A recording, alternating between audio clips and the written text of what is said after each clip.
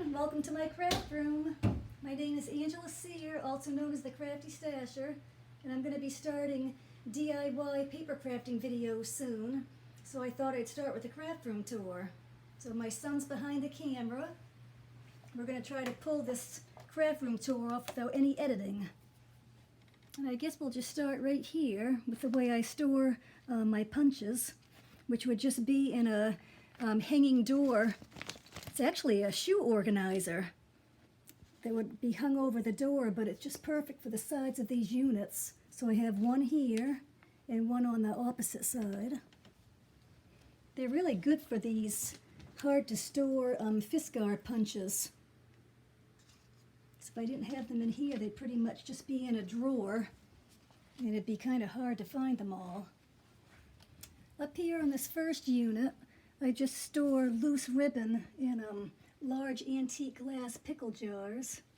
And then I have numerous glass jars that I have little handmade bows in.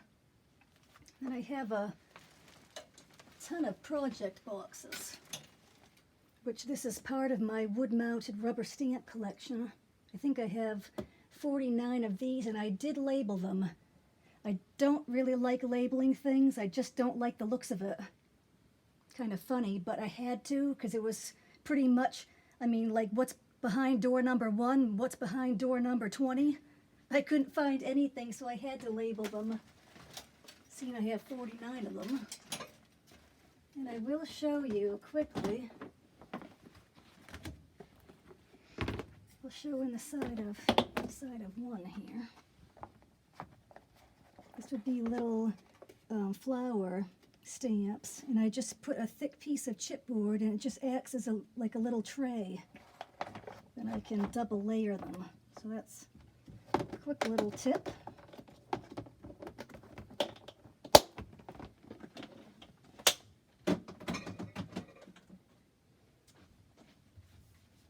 So that's pretty much what I have here. It's all wood-mounted rubber stamps.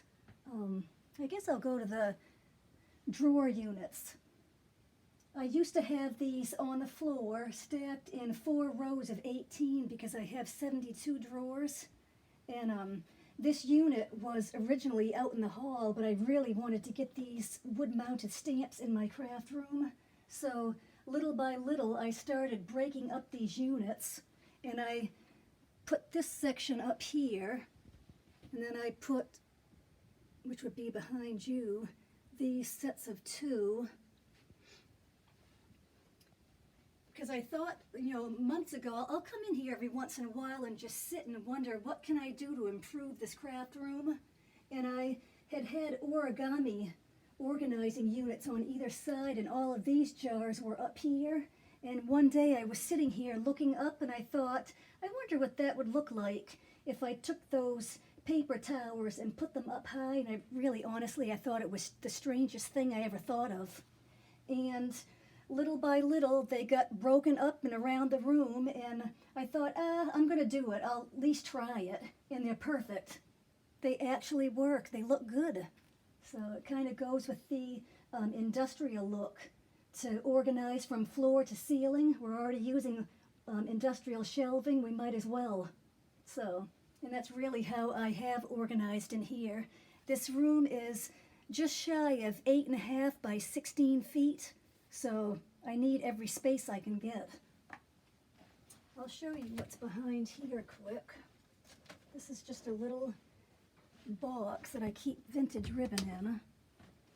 But I kind of had a glitter nightmare going on, and I have quite a bit. So I invested in these little salt and pepper shakers, and I have a huge collection of Martha Stewart glitter. Then I got into German glass glitter. So, faux glass glitter. It's just easy. And again, I did label these. I wasn't going to, and then my husband said, well, what happens if you run out, or if you're doing a DIY video and you need to name it for people? So, I did label those.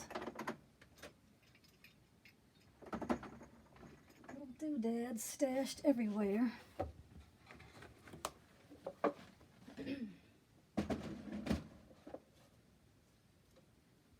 in these little baskets, I have tea and coffee stained papers. That would make a fun little DIY video. I can make quite a few different variations of that. And I have a lot of binders. If you notice that, I collect antique and vintage postcards, greeting cards, die cuts. So I have them all in acid-free protective sheets. And I've got numerous glass jars for ribbon, lace, and trims.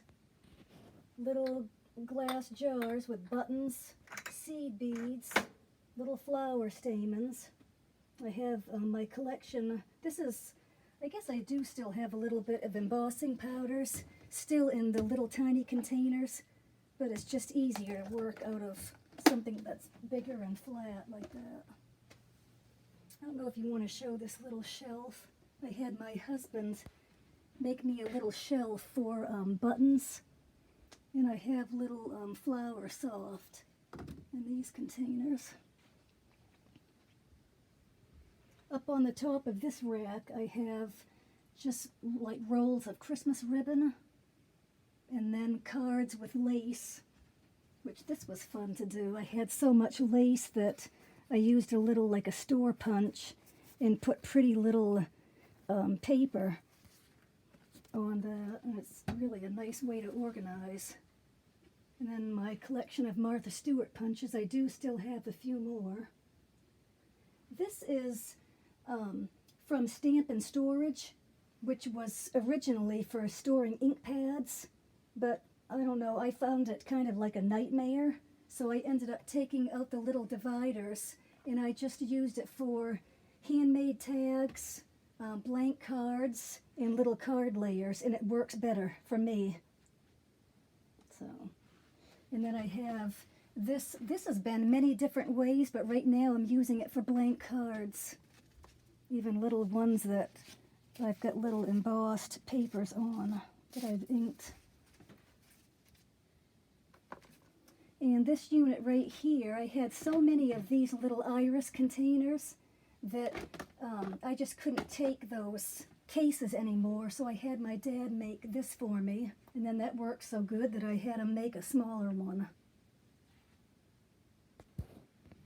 And these desks came from an old Kmart store business. I'm saying old because I know these desks are old, but they're really nice.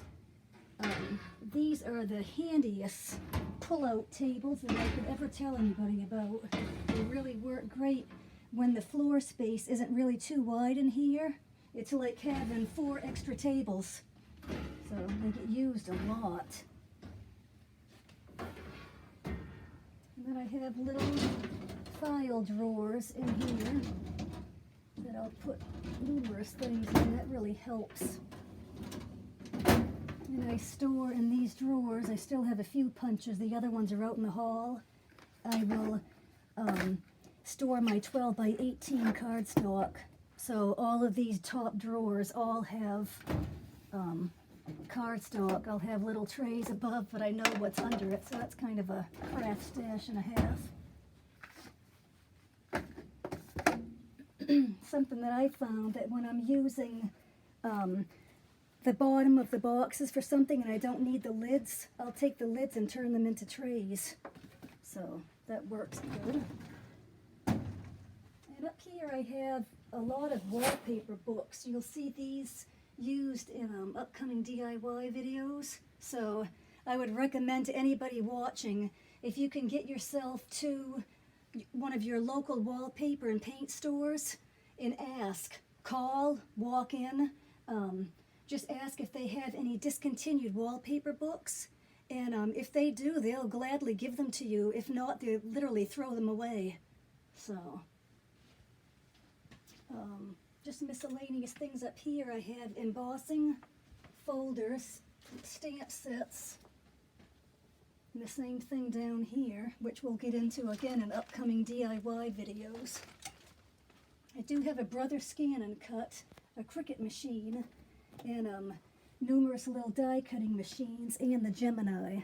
that I use, but this is my go-to machine, which is the Cut and Boss by Teresa Collins. I really like that. And then I still have some more paper. These came with a cart, well actually a couple carts, which I'll promote this product because I think this is amazing, by Tiffany. These were really meant for paper storage, which these came with it. But wow, I took one look at that and I knew that I could put all of my cutting plates. This is a disaster if not stored like this.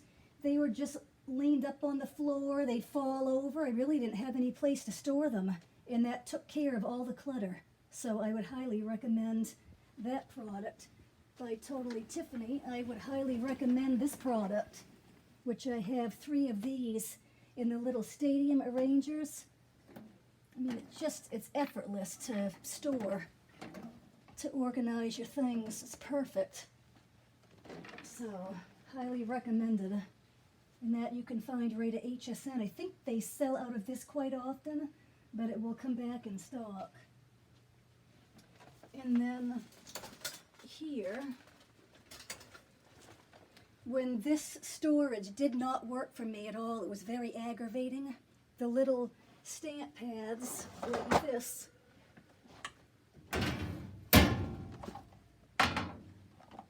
would get so pushed in way back there, I'd be taking a pair of tweezers to pull them out because I couldn't reach them with my fingers. So this is how I organize ink pads, which I have shown on my Instagram page.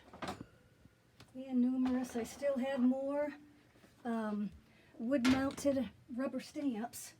These are mostly, I don't know if you can zoom in a little bit. I have a pretty good collection of large blocks. Old Anna Griffin ones. I love Anna Griffin products, and you'll see me using these a lot in DIY videos. I'll do Sizzix Spellbinders, Tim Holtz, Anna Griffin, Crafter's Companion, and you name it. If a company wants to send me things to demo, I'll gladly. I'm pretty good at inking and painting techniques, and I do some things with companies' ink that they don't even do themselves, so I'm hoping to kind of surprise a few. Alright, so I think, have I gone through? These little boxes, I store good quality cardstock. And I did kind of want to show everybody how I store my cutting dies. The only bad thing is I've mentioned on my Instagram page that I can't find these anymore.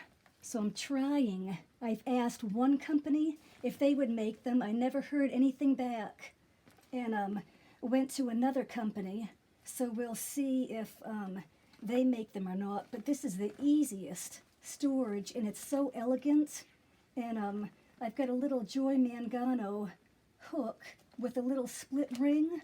And I've just thought of this recently for Anna Griffin fans that will always be searching for these, whether they're in a binder. It's just so easy to have the idea sheet right with the dies.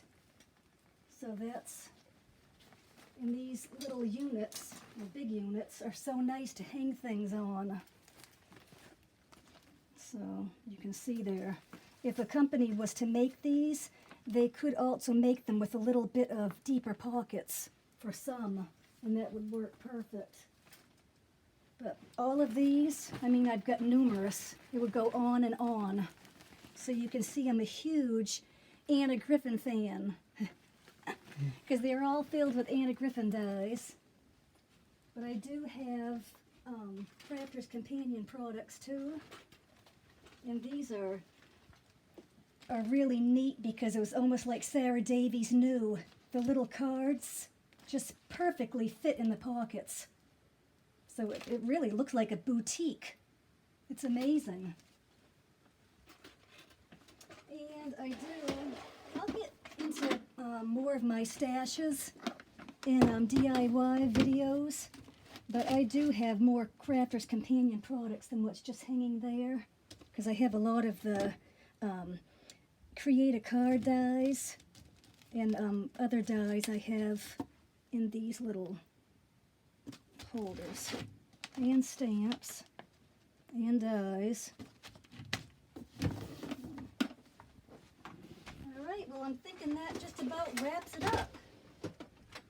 Boy, we could be here, I think, for hours if I started going through everything, but I'll show in better detail in DIY videos. So please come back. I'm hoping to have a paper crafting DIY video up at the end of the week.